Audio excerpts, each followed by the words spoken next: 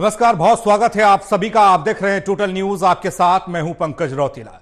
फरीदाबाद, हरियाणा की फरीदाबाद लोकसभा सीट के सियासी हाइलाइट्स को देखेंगे, इतिहास को देखेंगे तो भजन लाल का जिक्र होना जरूरी भी है। देश की राजधानी से सटी और अरावली की गोद में बसी इस धरती ने प्रदेश के एक सियासतदान को 1989 में संसद पहुंचाया था। आज फरीदाबाद की लोकसभा सीट काफी हॉट सीट मानी जा रही है। यहां जहां हैट्रिक के लिए बीजेपी से कृष्णपाल गुर्जर चुनावी मैदान में है, तो वहीं दूसरी ओर सियासी रिटायरमेंट की दहलीज पर खड़े महेंद्र प्रताप सिंह कांग्रेस से ताल ठोक रहे हैं। यहां कई तरह के सस्पेंस हैं, उनके बारे में भी आज चर्चा करेंगे, जानने की कोशिश करेंगे। साथ ही यहां के मौजूदा सियासी टक्कर की बात होगी।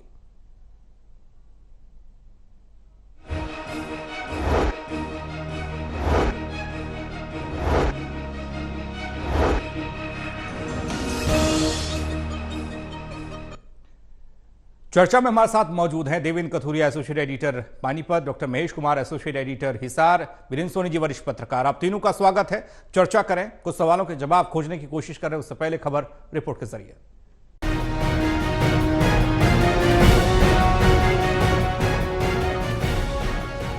फरीदाबाद प्रदेश के सबसे पुराने जिलों में से एक है। प्रदेश का पहला नगर निगम फरीदाबाद में बना, जिसे एमसीएफ म्युनिसिपल कॉरपोरेशन फरीदाबाद कहा जाता था। इसके बाद गुरुग्राम विकास की रफ्तार में आगे निकल गया तो यहाँ नगर निगम बना और आज यह जिला मिनी भारत कहलाता है, क्योंकि यहाँ देश विदेश की कंपनियां और जानी मानी हस्तियां रहती हैं। खैर, फरीदाबाद में भी लोकसभा चुनाव 2024 की धूम मची है। यहाँ 2 बार के बीजेपी सांसद और दोनों बार केंद्र में मंत्री बने कृष्णपाल गुर्जर की किस्मत दांव पर लगी है। उनके मुकाबले कांग्रेस के उम्मीदवार पूर्व मंत्री महेंद्र प्रताप सिंह मैदान में हैं। यहाँ मुख्य मुकाबला गुर्जर वर्सेस गुर्जर हो गया है। लीजिए पहले फरीदाबाद लोकसभा के वोटर्स की राय। आपकी 400 पार सीटें आ रही हैं, गठबंधन टूटा पड़ा है, बिखरा पड़ा है। तुम गठबंधन के नेताओं को झूठे और गलत केसों में उठा के अंदर डाल रहे हो। इस तरह क्या होगा? शरद सेठी जो दोषी था, उससे आप 55 करोड़ के इलेक्टोरल बॉन्ड, आप उससे चंदा ले रहे हो। आपने 250 करोड़ उन कंपनियों से चंदा लिया है जो बीफ एक्सपोर्ट करती हैं, जो गाय का मांस एक्सपोर्ट करती हैं। जब बीजेपी ने नहीं किया तो आज उनको बदल रहे हैं। जब कांग्रेस नहीं करेगी तो कांग्रेस को बदल देंगे।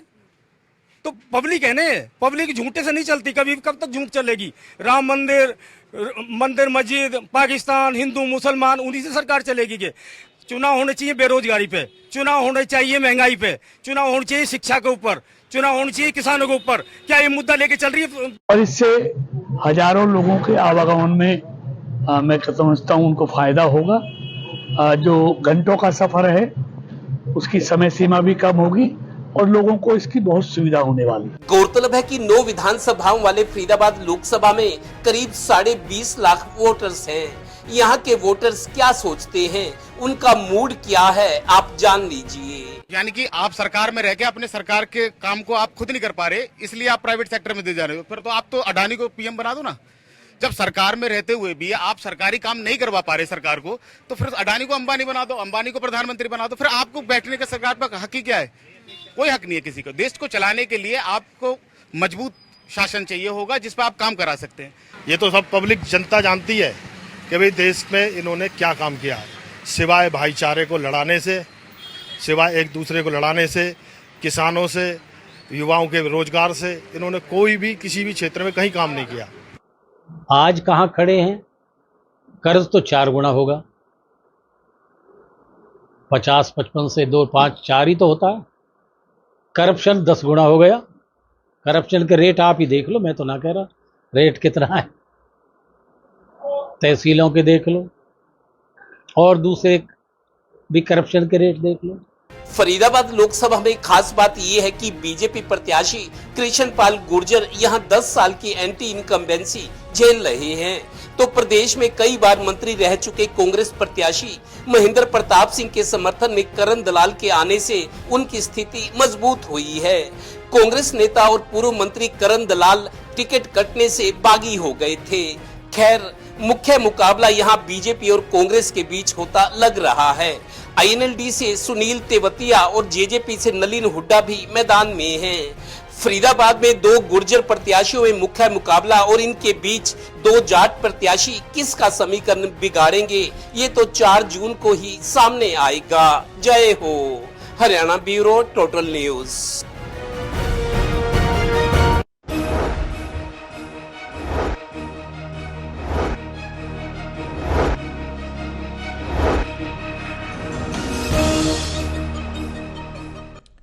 तो फरीदाबाद में कृष्णपाल गुर्जर की किस्मत दांव पर है। कृष्णपाल गुर्जर 2 टर्म से मोदी सरकार में मंत्री हैं, तो उधर महेंद्र प्रताप सिंह, हालांकि वो अपने बेटे के लिए टिकट की मांग कर रहे थे, लेकिन कांग्रेस आलाकमान ने कहा चुनाव आप ही लड़ेंगे। अब ऐसे में चुनावी ऊंट, जीत का ये ऊंट किस करवट बैठेगा, किसके पाले में बैठेगा, ये जानने की कोशिश करेंगे। और मुद्दे जिस पर बात हो रही है वो क्या असल मुद्दों पर जनता वोट करने जा रही है, यहां पर वो नहीं चलने वाला जो देश में और जगह दिखाया जा रहा है या बनाया जा रहा है। देवेंद्र, चर्चा की शुरुआत आपसे कर रहे हैं। फरीदाबाद सीट की बात लगातार अभी चर्चा में रही है जब से करण दलाल वाला मामला सामने आया, उसके बाद कई मरतबा बातचीत हुई सीट पर, लेकिन अब गुर्जर वर्सेस गुर्जर यहां पर दिखाई दे रहा है। जाट वोटर्स की बहुलता है, उसके बावजूद भी यह कहा गया कि कांग्रेस ने जाट का चेहरा दिखाकर लास्ट में गुर्जर को चुनावी मैदान में उतार दिया। किस तरीके का समीकरण है और किसको फायदा किसको नुकसान दिखाई दे रहा है?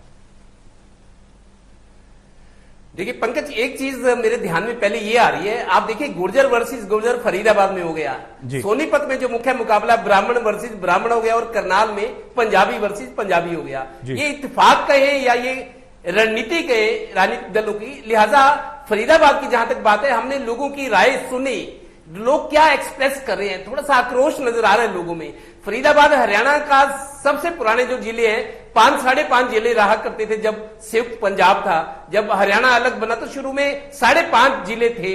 जो चीजें सामने आ रही है, फरीदाबाद बहुत पुराना जिला है, औद्योगिक जिला था। उसके बाद गुरुग्राम में रफ्तार विकास की बाद में पकड़ी और आज गुरुग्राम चमकदार जिला है। मैं तो इसको मिनी भारत भी कहूंगा, देश विदेश की कंपनियां हैं। जहां तक राजनीति की बात है, कृष्णपाल गुर्जर लगातार 2 बार सांसद बने, उनको केंद्रीय मंत्री भी बनाए गए, हालांकि राज्य मंत्री थे, लेकिन मेरे को लगता है एंटी इनकम्बेंसी फैक्टर उनके खिलाफ मुखर हो रहा है। जिस तरीके से लोगों की राय है, विकास को लेके, विकास पूरा नहीं हुआ, बेरोजगारी को लेके, और किसानों का मसला है, कुछ और जो स्थानीय स्तर का विकास होता है। मेरे को एक चीज पंकज महसूस कर रहा हूं, अभी तक पिछले 1 पखवाड़े पहले तक मेरे को लगता है राष्ट्रीय मुद्दों को लेकर बीजेपी चल रही थी, लेकिन इंडिया गठबंधन है और जो एंटी इनकम्बेंसी है, उन्होंने माहौल मेरे को लगता है स्थानीय मुद्दों पर केंद्रित कर दिया। अब लोग अपनी अपनी तकलीफें बताने लगे।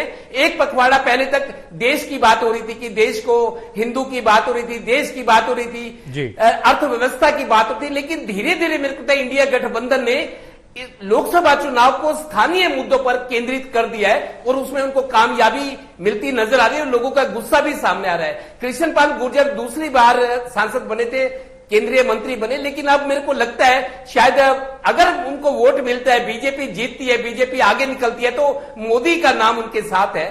बीजेपी या कृष्णपाल गुर्जर को शायद नहीं देखेंगे। मोदी अकेला ऐसा फैक्टर है जो फरीदाबाद के लोकसभा चुनाव में फर्क डाल सकता है, डिफरेंशिएट कर सकता है। तो जहां लोकसभा चुनाव हम और जगह देख रहे हैं, लोगों का थोड़ा सा आक्रोश सामने आ रहा है। मतलब लोग ये समझ रहे हैं कि ये 1 महीना हमारा है, अब हम अपनी बात कहेंगे, सरकारों और नेताओं को सुननी पड़ेगी, और फरीदाबाद में की उसी तरह की झलक नजर आ रही है। तो मेरे को लगता है कृष्णपाल गुर्जर कुछ परेशानी में हो सकते हैं। हालांकि उनके सामने जो है शायद 79 साल उम्र है, 75 प्लस है, 75 पार का नारा हरियाणा में गूंजा था 2019 में, लेकिन 75 साल की उम्र से भी आगे निकले जो कांग्रेस के प्रत्याशी हैं। किस तरीके से मुकाबला करेंगे?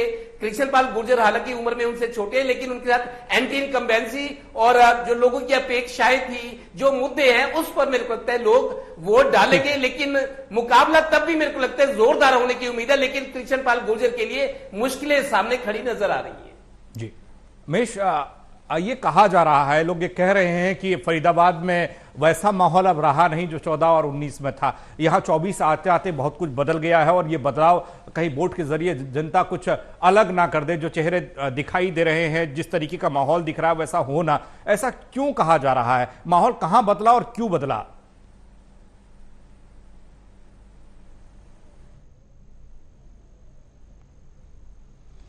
देखिए सातुर से मैं ये बात कह सकता हूं कि सैद्धांतिक रूप से हरियाणा प्रदेश की 10 लोकसभा सीटों का हम जिक्र करें तो एक महीने पहले तक हम सैद्धांतिक रूप से ये मानते थे कि अगर भारतीय जनता पार्टी को सबसे ज्यादा आसानी कहीं रहेगी तो करनाल सीट के बाद गुरुग्राम और फरीदाबाद सीट जो है वो भारतीय जनता पार्टी के लिए फर्टाइल बनी रहेगी, फायदेमंद साबित होगी। लेकिन जिस तरह का रिएक्शन अभी लोगों का देखने को मिल रहा है उसके बाद ये बात कही जा सकती है कि हरियाणा प्रदेश की बाकी 8 लोकसभा क्षेत्रों में जो माहौल, जो तस्वीर इस वक्त बनती हुई नजर आ रही है, कह सकते हैं कि देश के दूसरे राज्यों में भी मोदी का वो मैजिक उस तरीके का देखने को नहीं मिल रहा जो किसी को भी उम्मीदवार बनाकर चुनाव मैदान में उतारा और मोदी के नाम पर, राष्ट्रवाद के नाम पर वो चुनाव जीतकर संसद तक पहुंच गया हो। अब जो परिस्थितियां हैं मुझे लगता है कि वो फरीदाबाद में भी वैसी ही देखने को मिल रही है, वो गुरुग्राम सीट पर भी वैसी ही देखने को मिल रही है जो कि बाकी क्षेत्रों में देखने को मिल रही थी। दरअसल इन 2 इलाकों को हमने अलग क्यों किया था? 2 इलाकों को पूरे हरियाणा प्रदेश से अलग इसलिए किया गया था क्योंकि इकोनॉमिक लेवल पर या कहीं के आर्थिक स्तर पर, बौद्धिक स्तर पर, इसके अलावा सामाजिक स्तर पर और कह सकते हैं कि किसानी यहां पर ना के बराबर थी। गुरुग्राम सीट का मैं जिक्र करूं और या फरीदाबाद सीट का जिक्र करूं तो किसान आंदोलन के दौरान भी इन इलाकों में किसानों का बहुत ज्यादा विरोध या बहुत ज्यादा असर देखने को नहीं मिला था। तो ऐसे में अगर ये इलाके किसान आंदोलन से प्रभावित नहीं थे तो यहां पर भारतीय जनता पार्टी के लिए फायदेमंद परिस्थितियां होनी चाहिए थी। लेकिन कहा जा सकता है कि मोदी का वो मैजिक इन 2 सीटों पर भी देखने को नहीं मिल रहा जो कि बाकी हरियाणा प्रदेश में जो परिस्थितियां बनी हुई थी। तो कह सकते हैं कि अब ये 2 सीटें भी अपवाद नहीं है, यहां पर भी मुकाबला दिलचस्प होगा और फैक्टर सिर्फ एक, यहां मोदी का वो मैजिक है वो घट चुका है। और ऐसे में जो मेरे सहयोगी देवेंद्र जी ये जानकारी दे रहे थे कि स्थानीय मुद्दों को इस लोकसभा चुनाव के साथ जोड़ने में इंडिया गठबंधन या कांग्रेस पार्टी कामयाब हुई है। मनोहर लाल खट्टर की नाकामियां यहां पर मोदी पर भारी पड़ सकती हैं। ये परिस्थितियां अलग अलग इलाकों में देखने को मिली है। मनोहर लाल खट्टर मैंने इसलिए कहा क्योंकि नायब सिंह सैनी के मुख्यमंत्री बनने के साथ ही कोड ऑफ कंडक्ट लग गया था, तो उससे पहले के जो भी फैसले हैं वो मनोहर लाल खट्टर के फैसले हैं और मनोहर लाल खट्टर के फैसले ही अब निर्णायक साबित होंगे और इस चुनावी मैदान में भारतीय जनता पार्टी के खाते में क्या आएगा, अच्छा या बुरा, उसकी जिम्मेदारी मनोहर लाल खट्टर को भी लेनी ही होगी। वीरेंद्र जी, जिस तरीके से ये सीट अब टक्कर वाली सीट मानी जा रही है, कुछ समय पहले तक कुछ माहौल अलग बता रहा था, यहां पर ऐसा क्या हुआ कि जहां पर जाट वोटर्स की बहुलता हो वहां पर गुर्जर उम्मीदवार दिए गए और अवतार सिंह भडाना से पहले देखें जो 3 बार यहां से सांसद गए वो गुर्जर थे, यानी कि उन्हें आगे बढ़ाया गया, जनता ने उनको सपोर्ट भी किया। इस बार जातिगत समीकरण भी बदला हुआ दिखाई दे रहा है।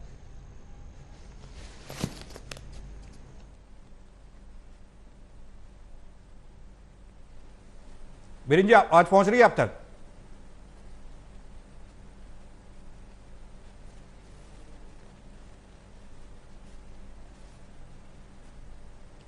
देखिए इस सवाल का जवाब मैं देना चाहूंगा। ठीक, बेहद आप दीजिए।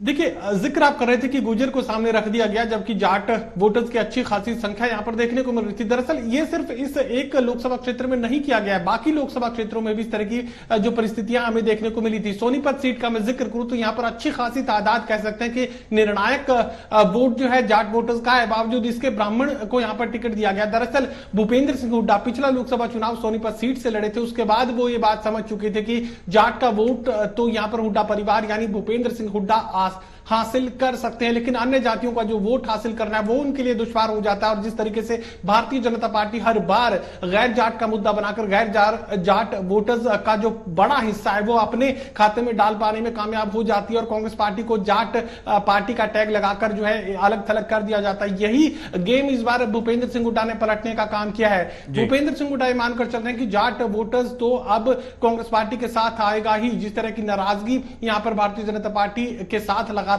किसान आंदोलन या कहें कि उससे पहले भी देखने को मिलती रही है, तो भूपेंद्र सिंह हुड्डा मान चुके हैं कि उम्मीदवार किसी को भी बनाया जाए, भारतीय जनता पार्टी को हराने के लिए जाट वोटर तो उनके साथ आएगा ही। जाट वोट को गारंटेड मानकर यहां पर दूसरी जातियों को अपने साथ कनेक्ट करने के लिए, चाहे यहां पर फरीदाबाद सीट पर गुर्जर को टिकट दिया गया हो, चाहे सोनीपत सीट पर ब्राह्मण को टिकट दिया गया हो, इसका फायदा बाकी लोकसभा क्षेत्रों में भी कांग्रेस पार्टी हासिल कर सकती है। ये कोशिश यहां पर कांग्रेस पार्टी की तरफ से की गई है जो कि काफी हद तक कामयाब मैं कह सकता चाहता हूं। चाहे गुर्जर को टिकट देना यहां पर फायदेमंद साबित हो सकता है। दक्षिणी हरियाणा के अंदर जो कांग्रेस पार्टी का वोट बैंक है उसमें इजाफा हो सकता है, और चाहे सोनीपत सीट पर ब्राह्मण को टिकट देना यहां पर सीधे सीधे रोहतक सीट को तो फायदा देगा ही, बाकी सीटों पर भी ब्राह्मण वोटों का जो परसेंटेज है वो कहीं ना कहीं किसी हद तक जो है कांग्रेस पार्टी के खाते में जोड़ा जाएगा। हालांकि सैद्धांतिक रूप से अगर हम कहें तो ब्राह्मण वोटर्स का सबसे बड़ा झुकाव जो देखने को मिल रहा है भारतीय जनता पार्टी के पक्ष में देखने को मिल रहा है। यहां पर जाट वोटर को गारंटेड मानकर, अपने साथ मानकर यहां पर दूसरी जातियों को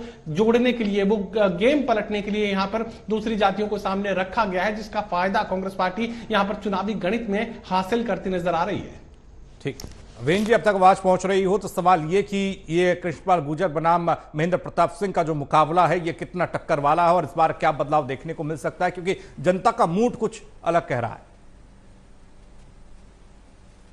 देखिए, फरीदाबाद में इस बार जो है मुकाबला तो आमने सामने का है जी। भारतीय जनता पार्टी और कांग्रेस में मुकाबला है। हालांकि देखिए, इंडियन नेशनल लोकदल का भी प्रत्याशी है और जननायक जनता पार्टी का भी। शुरू में ये बात अवश्य मानी जा रही थी कि कृष्णपाल गुर्जर जी का पलड़ा भारी रहेगा, लेकिन जब जो है अब मुकाबला कांटे का हो गया है। इस समय की स्थिति के अनुसार कुछ भी हो सकता है। उसका कारण है, देखिए, भारतीय जनता पार्टी में 10 वर्ष के केंद्र सरकार की जो एंटी इनकम्बेंसी का फैक्टर भी है और राज्य सरकार के खिलाफ भी है। और महेंद्र प्रताप निश्चित रूप से एक अच्छा छवि के चेहरे हैं, स्वस्थ छवि के चेहरे हैं, और उनके खिलाफ कोई कहने को कुछ है नहीं। जो कांग्रेस के जो विधानसभा के लिए प्रत्याशी होते हैं वो सब उनको लाने में एकजुट हो गए। हालांकि करण दलाल का भी समर्थन उनको मिल गया है, हर्ष कुमार भी आ गए और दूसरे लोगों को भी अपने साथ जुटाने में सफल रहे हैं। लेकिन भारतीय जनता पार्टी में थोड़ा बहुत विरोध है, लेकिन भारतीय जनता पार्टी के पास कैडर है, भारतीय जनता पार्टी के पास क्षमता है, वो स्थिति का रुख बदल सकते हैं। हालांकि भारतीय जनता पार्टी में कुछ ना कुछ थोड़े बहुत मतभेद हैं। और देखिए, पूर्व मुख्यमंत्री मनोहर लाल जी को जब बदला गया और फिर उनको ही स्टार प्रचारक बनाया गया, चुनाव की मुख्य भूमिका में मनोहर लाल जी हैं। देखिए, मुख्यमंत्री पद से बदल दिया गया, लेकिन मुख्य प्रचारक की भूमिका में पूरे हरियाणा का वही दौरा कर रहे हैं। चेहरा तो वही है, नायब सैनी मुख्यमंत्री जरूर है, लेकिन वो दूसरी श्रेणी के नेता माने जाते हैं। तो इसलिए सरकार के खिलाफ कहीं ना कहीं असंतोष है। उस असंतोष का खामियाजा कृष्णपाल गुर्जर को भी भुगतना पड़ रहा है। लोगों की विकास की काफी अपेक्षाएं थी, वो अपेक्षाएं पूरी नहीं हो पाई, लेकिन इसके बावजूद भी भारतीय जनता पार्टी के पास अपना ठोस कैडर है, आधार है, और भारतीय जनता पार्टी स्थिति का रुख बदल सकती है। और ये देखिए, ये पहली बार हो रहा है कि 35 साल के अंदर यहां अवतार बढ़ाना 9 चुनाव लड़े। ये पहली बार है कि 35 साल के अंदर अवतार बढ़ाना कोई चुनाव नहीं लड़ रहे, वो घर बैठे हुए हैं। तो इसलिए जाट प्रत्याशी मैदान में है, लेकिन मुकाबला जो है दोनों गुर्जर प्रत्याशियों के बीच में ही है। तो कृष्णपाल और महेंद्र प्रताप से इसमें कांटे का मुकाबला इसलिए है कि कहीं ना कहीं उनके खिलाफ भी कमजोर कड़ी है और महेंद्र प्रताप जी के खिलाफ कमजोर कड़ी है कि उनका मतदाताओं से इतना सीधा संपर्क नहीं है, इतनी सक्रियता नहीं रहती। तो इस कारण से उनका पक्ष कमजोर होता है। लेकिन भारतीय जनता पार्टी का संगठन है और संगठन के बलबूते पर भारतीय जनता पार्टी कोई भी चुनाव जीतती रही है। अगर इस बार भी भारतीय जनता पार्टी के संगठन ने अपना कौशल का परिचय दिया तो निश्चित रूप से कृष्णपाल गुर्जर के लिए आसान होगा। लेकिन अगर हम सरकार के खिलाफ का वातावरण देखें, अगर कार्यकर्ता घर बैठे रहे, अगर कार्यकर्ताओं को सक्रिय नहीं किया गया, वो अपने बूथ पर जिस तरह बूथ मजबूत होता है उस भावना को भारतीय जनता पार्टी के कार्यकर्ताओं ने फलीभूत नहीं किया, तो ये चुनाव का परिणाम है, भारतीय जनता पार्टी के खिलाफ भी हो सकता है। तो कुल मिला के ये देखा जाए, इस समय ये चुनाव कांटे का है।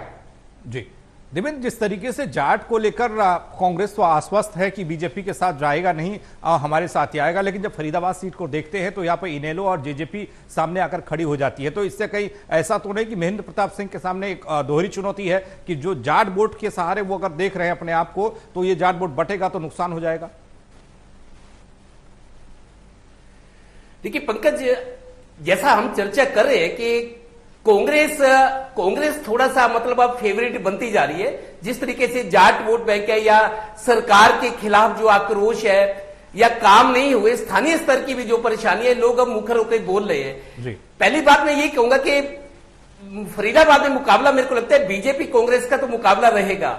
जाट वोट चूंकि मेरे को लगता है जो गुरुग्राम और फरीदाबाद जिले हैं वो दिल्ली से सटे हुए हैं। इन दोनों जिलों के लोग में जो इज्म है, जिसको हम एक वर्ग विशेष कहते हैं, बाकी हरियाणा में फरीदाबाद गुरुग्राम में जो जाट कम्युनिटी के लोग हैं वो बिजनेसमैन है, अच्छा खासा व्यापार करते हैं, ट्रांसपोर्टर हैं, फैक्ट्री भी चलाते हैं, फाइनेंसर भी है।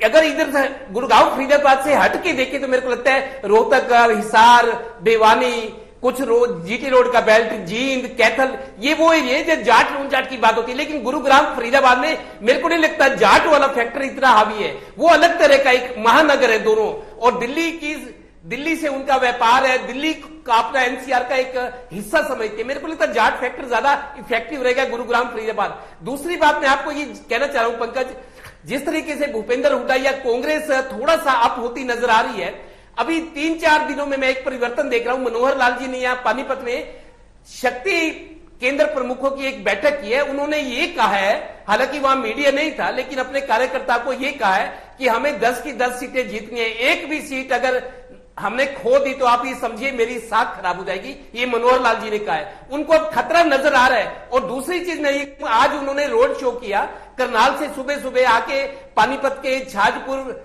गांव से जनसंपर्क की यात्रा निकाली।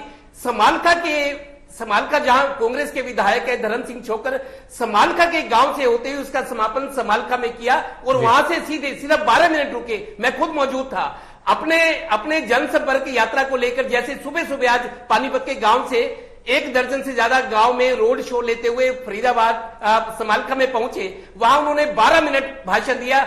उनका स्वागत हुआ और 12 मिनट डायस पे आगे, सबसे पहले आगे खड़े कर 12 मिनट बाद भाषण देने के बाद बोलते हैं मेरे को अभी नूह के फिरोजपुर झिरका जाना है, वहां एक जनसभा है, कार्यक्रम है, वहां से मेरे को करनाल आना है शाम को वापस, सुबह कल फिर इंद्री और नीलोखेड़ी में मेरे रोड शो है। शायद मनोहर लाल जी को भी एहसास हो गया कि स्थिति थोड़ा सा गंभीर होती जा रही है।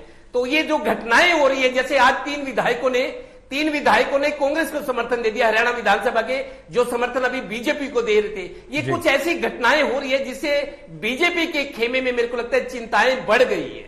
जी महेश, जो ये माहौल बदलने वाली तस्वीर हम देख पा रहे हैं, जो विधायक बीजेपी के साथ थे वो अब कांग्रेस को समर्थन दे रहे हैं, और कांग्रेस की बातें खिली हुई दिखाई दे रही हैं, और बीजेपी को थोड़ा ज्यादा मशक्कत करनी पड़ रही है और ये बताना पड़ रहा है देखिए हम कितनी मेहनत कर रहे हैं। ये सब क्यों, कैसे?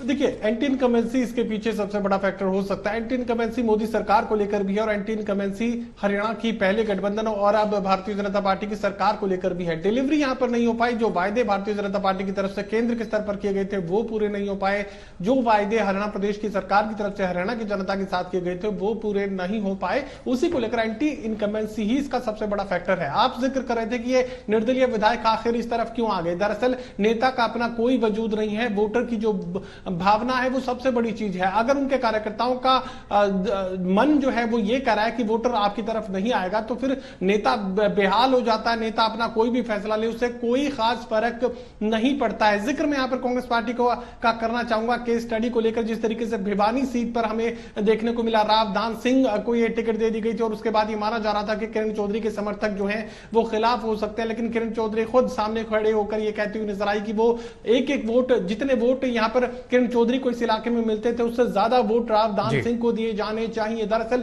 कार्यकर्ताओं का मन जो है किरण चौधरी ने भी भापने की कोशिश की थी। कार्यकर्ता ये कह रहा है कि आपके कहने से हम इधर या उधर वोट डलवाने की कोशिश करेंगे भी तो ये संभव नहीं है, क्योंकि वोटर अपना मन बना चुका है। जिसे मोदी को जिताना है वो मोदी के साथ खड़ा है, और जिसे मोदी को हराना है वो सामने खड़ा है, सामने यानी इंडिया गठबंधन के साथ जो है शक्ति प्रदर्शन की तैयारी यहां पर हो रही है। ऐसे में अगर किसी भी वोटर को क्रॉस द लाइन करवाने की कोशिश की जाएगी तो वो किसी नेता के लिए संभव नहीं है। और यही मुझे लगता है कि परिस्थितियां यहां पर इन निर्दलीय विधायकों को समझ में आ रही है कि जनता के मूड के साथ अगर नहीं चले, तो पहले से निर्दलीय कोई राजनीतिक दल उनके पास नहीं है, तो ऐसे में अगर किसी तरह की टिकट का व्यवस्था अगर कांग्रेस पार्टी के साथ हो जाती है तो अपने लिए ज्यादा संभावनाएं उन्हें नजर आई। नेता चलेगा कार्यकर्ताओं के फैसले के हिसाब से, और कार्यकर्ता चलेंगे वोटर के फैसले के हिसाब से। उनकी नजर विधानसभा चुनाव पर भी होगी। मैं आऊंगा, आपके पास वक्त रहेगा तो वीरेंद्र जी मैं आपके पास आ रहा हूं। अभी महेश ने भिवानी का जिक्र किया, किरण चौधरी का जिक्र हुआ, कल ही स्टार प्रचारकों की सूची आई, उसमें किरण चौधरी का नाम नहीं दिखा, कहीं पर हमने 2 बार पढ़ा लेकिन उसके बाद भी नहीं दिखा। ऐसी क्या वजह रही कि किरण चौधरी को उसमें शामिल नहीं किया गया? एक सवाल तो यह है क्योंकि यहां पर बात छिड़ गई इसलिए, और दूसरा जो बदलाव देखने को मिल रहा है, जो मूवमेंट कांग्रेस की तरफ होता दिख रहा है, जिस हिसाब से खबरें आ रही हैं और महेश और देवेंद्र भी बता रहे हैं, ये क्यों है? देखिए, किरण चौधरी का ना आना, ये राज्यसभा में चुनाव में जो उनकी भूमिका रही है ये सबको मालूम है। हालांकि देखिए वो सोनिया गांधी से और राहुल गांधी से मिलने का पहले बड़े निरंतर मिलती रहती थी, लेकिन अब तो काफी गैप के बाद मिली है। लेकिन राज्यसभा चुनाव में उनकी भूमिका पर प्रश्न तो उठे ही उठे हैं, तो इसलिए उनकी भूमिका जो है संदिग्ध मानी गई थी और यही कारण हो सकता है कि स्टार प्रचारकों की सूची में उनका नाम शामिल नहीं किया गया। चौधरी वीरेंद्र सिंह का नाम तो शामिल कर लिया गया। तो हालांकि उसमें सारे भूपेंद्र सिंह हुड्डा समर्थक ही, हालांकि जो शैलजा के समर्थक विधायक है उनको शामिल नहीं किया गया। चलो फिर भी इसमें 40 की सीमा रहती है, उस सीमा में सभी को शामिल कर पाना संभव नहीं होता। और जहां तक दूसरे प्रश्न की बात है, देखिए ये माहौल जो है कांग्रेस के पक्ष में इतना नहीं है जितना भारतीय जनता पार्टी के खिलाफ है। देखिए भारतीय जनता पार्टी ने, संगठन ने अपने कार्यकर्ताओं को कुछ पूछा नहीं है, कार्यकर्ताओं का मान सम्मान नहीं किया। जो भी जनप्रतिनिधियों के खिलाफ रोष है, भारतीय जनता पार्टी के खिलाफ इतना रोष नहीं है जितना जनप्रतिनिधियों के खिलाफ रोष है, क्योंकि जनप्रतिनिधियों ने वो अपने दूसरे एजेंडे में शामिल रहे। जितने भी जनप्रतिनिधि हैं उनके बताने के लिए, विकास को बताने के लिए अपने लिए कुछ है ही नहीं। वो केंद्र सरकार की उपलब्धियां बता देंगे, राज्य सरकार की उपलब्धियां बता देंगे। आपने एक सांसद या विधायक के रूप में इनकी क्या उपलब्धियां हैं ये बताने के लिए उनके पास कुछ नहीं है। इसलिए कार्यकर्ता उनसे निराश भी है, क्योंकि कार्यकर्ताओं के साथ ना उनका संवाद रहा। और यही देखिए फरीदाबाद के अजय गौड़ की वही भूमिका है मनोहर लाल जी के लिए, जो जब भूपेंद्र सिंह हुड्डा मुख्यमंत्री थे, जब वो भूमिका जितेंद्र भारद्वाज की होती थी, तो सबको मालूम है कौन क्या करता है, कैसा करता है, सबको कार्यकर्ताओं को तो मालूम रहता ही है। तो इसलिए भारतीय जनता पार्टी में जनप्रतिनिधियों के खिलाफ रोष है। और अभी देखिए प्रदेश अध्यक्ष भी भारतीय जनता पार्टी तय नहीं कर पाई, जो नायब सैनी है, मुख्यमंत्री भी है और प्रदेश अध्यक्ष भी है। ऐसा कभी हुआ नहीं भारतीय जनता पार्टी के संगठन में। चुनाव के समय में जब भारतीय जनता पार्टी के अध्यक्ष की अपनी एक भूमिका रहती है, गरिमा भूमिका रहती है, अब मुख्यमंत्री के नाते वो पार्टी संगठन को कितना समय दे पाएंगे, अब क्योंकि अब के बाद अब तो तय तो करना ही पड़ेगा, क्योंकि अब जब चुनाव हो जाएंगे उसके बाद तो तय करना ही करना है। तो इसलिए कुल मिला के देखा जाए कि भारतीय जनता पार्टी के संगठन में भी शिथिलता आई है, और जो संगठन मंत्री की भूमिका होनी चाहिए थी वो भी कार्यकर्ताओं की जो अपेक्षाएं होनी चाहिए थी, उस पर भारतीय जनता पार्टी के जो संगठन मंत्री है वो भी खरे नहीं उतरे। चलिए देखना होगा कि फरीदाबाद की जनता के मन में क्या है। जब 25 को वोट पड़ेंगे और 4 को नतीजे सामने आएंगे तो तय हो जाएगा। बहुत शुक्रिया आप तीनों का हमारे साथ जुड़ने के लिए, चर्चा के लिए। तो 2 गुज्जरों की यहाँ पर साख दाव पर लगी है और कौन फरीदाबाद में जीत का परचम लहराएगा ये तय जनता करेगी।